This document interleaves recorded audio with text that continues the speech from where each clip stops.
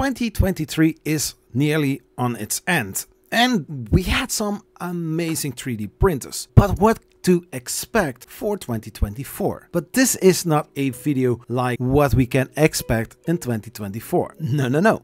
This video is going to be about what we can expect within the coming 5 years. These are my predictions. I don't have any inside information in the things Prusa is doing, or FL or Bamboo Labs, or any other major brand when it comes to consumer-based 3D printers. In this video, I'm going to make some wild guesses on what you as consumer can expect within the coming 5 years of those brands.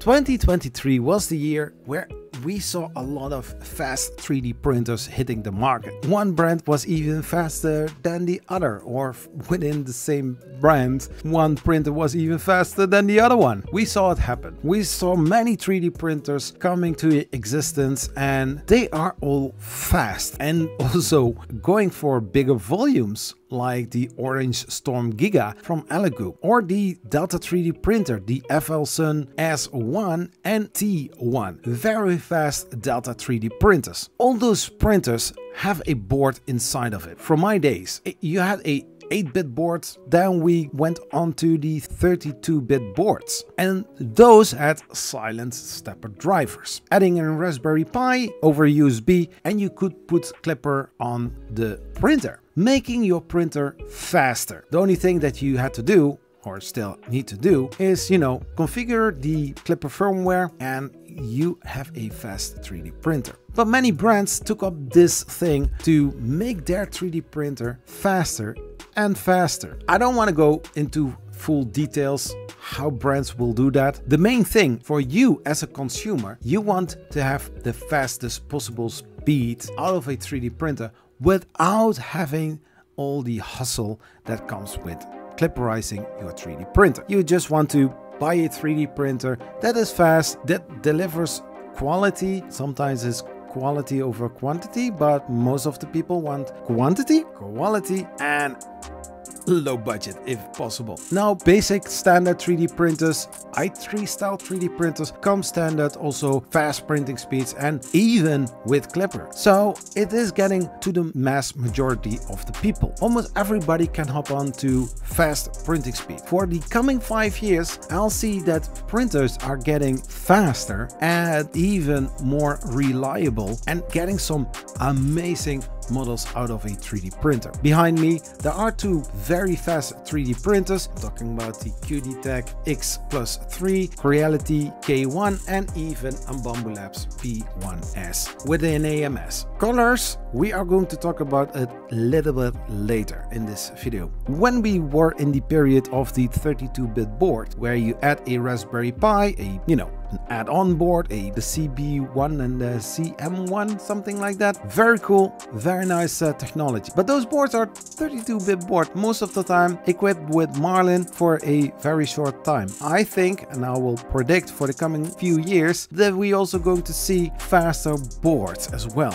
I think that for the coming years, we get not even the 64-bit boards, we are going to get the 128-bit boards, or even 256-bit boards. Getting more capacity, getting more space for the Marlin firmware to rise up. Because I believe that also the Marlin project is not going to stay behind, and also want to get the fast possible printing speeds, and also having the expansions for adding more stuff to a normal standard 3D printer. And I'm thinking about it right now that a lot of the times, most of those printers are open source. But I hear also sounds coming that some of the things are going to be closed source. Is this going to be a trend of 2024, 25, 26, maybe even 28, that more brands are pulling their hands off the open source and getting more closed source? I really hope that this is not going to be a big major thing. If somebody makes product which is open source, a lot of manufacturers located somewhere in this world are going to copy it. And for that reason, I can understand that a lot of these brands are close sourcing their products, so that there is not a possibility without lawsuits, without suing the companies that are stealing from other brands. Open source is open source because there is a space where other brands can hook up to, like nozzles, like mounting plates, stuff like that, so that it's not particularly something that only one brand makes, but other brands can make hot ends for it, can make heater blocks or heater cartridges for. Now I'm talking about a hot end, but it can be many things, that it is compatible with other brands' stuff that you can add to it. We already have touchscreens, we already have LCD touchscreens, so I don't think we are going to go too far in that. Let's talk about the frames, shall we? I think will not happen unless somebody gets a really weird idea in its head and we are getting some crazy frame designs, because we are still limited because of the moving parts of a 3D printer. I'm not really sure. Are we getting round 3D printers that are going to turn over the Z-axis as a screw? Maybe we are going to see that, or maybe something that I always imagined, you know, having this futuristic 3D printer design, having 2 or 3 robot arms printing something, because what we nowadays see within 3D printer, the nozzle is always stationary, it's always with the tip like that, and we don't want that. We want to see some futuristic movements with our printhead. Those, I can already say, those are coming. I don't know if 2024 is going to be the year or 2025, but within the 5 years, we are going to see bigger brands picking up the movement parts of a 4 or 5 axis 3D printer. There are already some kits where you can do it yourself for your, I think your Voron or your Clipper 3D printer. That means, referring back to the board situation, when you are going to add more movements, so more stepper drivers or more steppers, you need to have more stepper drivers, so you need to have expansion on your 3D printer. I don't know if a Creality Ender 3 is going to be equipped with a 5-axis printhead. It's weird, but not impossible. But I think bigger brands, I'm not really sure if Prusa is going to do something like this. Imagining that a brand like LDO will adapt something like this. 5-axis. Did you ever saw something like that? It is amazing. I did see it on Smurf. You will see here what I mean. I can only guess what we can expect for the coming 5 years. How many brands will adapt something like this? Because we have some amazing machines nowadays where we can print fast. We also had a, you know, a print belt 3D printer, Infinite C, something like that. And you know what? You don't hear anything of it. It was really a thing of 2021. What's going to happen with belts 3D printers? I know one, Baby Belt. You can build it yourself. So I really hope also for the coming years that belt 3D printers are going to come back, because sometimes we do want to print long things, long swords, especially if you are in the cosplay and you want to print a sword. You don't want to glue every single thing together. You want to print just one big sword. When it comes to colorful 3D prints, what can you expect within the coming 5 years? We have the Bambu Labs printers, we have the Prusa printers, we have Encamake. We have different kind of brands printing multicolor or giving you the possibility to print in multicolor filament. You, as a user, you have to buy every single color in order to make it happen. There are also some other brands that are doing color gradients, and they call it like, hey, we can say print 6 different colors. But we don't want that. We want to see in the future that you have the possibility to print just with white and that the printer is adding the color. Let me introduce you to the inkjet or inkjet kind of system for coloring your filaments while printing. Because I believe that brands like Mimaki, they are printing with resin, and on every single layer that they have printed, a whole train of colors are passing over it and coloring the previous printed layer. I saw it happening with their resin prints, but I think that within the 5 years we will also see something like that happening for normal FDM 3D printers.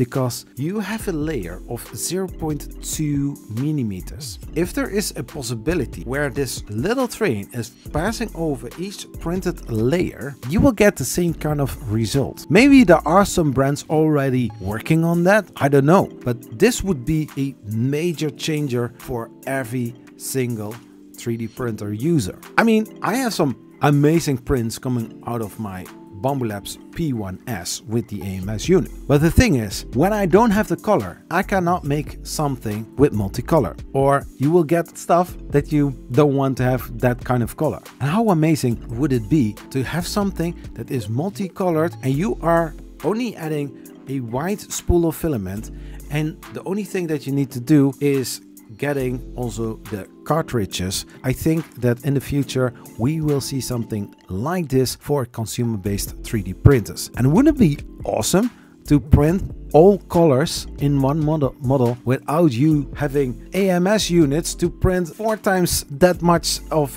filament? Because if I want to have a model with 16 colors, I take an AMS unit which contains 4, and then I need to add another 3 additional AMS units to get the 16 color option. And I also need to make sure that I have for every single color the right filament, because if you don't have it, your model is going to be messed up. And now within the slicer, I'm talking about the future of course, now within the slicer you only need to load up in your AMS, this is just a joke, you put in your AMS 4 spools of white filament that are absorbing the colors, and the train passes over it when the whole layer is printed and continues with the next layer, something like that. I think that the inked would be something that is very quickly curable. I know that within the coming time when this happens, that it is not all perfect, but it is going to be better and better over time. So Mimaki, if you never saw it, I will drop a link in the description of this video where you can see how amazing these machines are. I saw amazing models, and I believe that within the FDM, when you have something like this, this would be mind-blowing and giving you also very beautiful prints in the end. Let's talk about some other things that might be interesting when it comes to future of 3D printing. For this part of the video, I'm going to talk about the Prusa XL. If you are not familiar with Prusa XL, it can be a tool changer for up to 5 tools head changer. It's a very amazing machine. It's beautiful. It's big. You can fully enclose it. It is one of the latest 3D printers of Prusa, next to the Mark IV, which is also amazing. But what is so special about this 3D printer? It has a heated bed that can be heated up in segments. What does it mean? If you are printing large models, the whole bed is heated. If you have a small model, I cannot imagine that you would print small models on a big 3D printer. But if you want to do something like that on a big 3D printer, segmented heated bed would be amazing. You have small heated tiles. Every single tile is going to be heated up if the print is bigger. Also, we see with ABL bed probing that not the whole bed needs to be leveled, only the area where the print is going to be printed on. So saving a lot of energy and also time. So for the segmented heat bed, we have now bigger heat tiles on the Prusa XL. But I can imagine for the future, you have this system where the tiles are smaller and you have multiples of those. So 5 by 4 or 5 by 5, which is nice. When it comes to 3D printing, you will get a lot of support waste, and something like that is not fun. I don't know how brands are going to solve this, but I can imagine going to a system where you can print at a certain angle. That would be more plausible to do. So like a 5-axis tool head, that would be something. But can we expect something like that in the future? Can we expect to have a heated bed that can form according to the model that is going to be printed?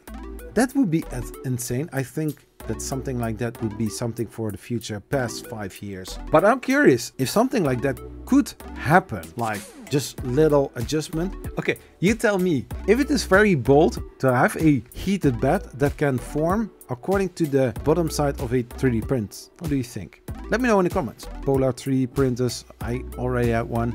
It was terrible. I don't know if I ever going to do that again in the future. But it's like a turntable. Turntable 3D printers. Are we going to see them more? Yes. If you are going to talk about a 5-axis 3D printer, you probably will get it. We have seen it before earlier in this video. Something like that would definitely going to happen. You know, if you are interested in learning about designing your own stuff, I recently did a live stream where I was using my learned skills in Fusion 360. Check this video out here to learn more or to see how I actually did it. Check it out.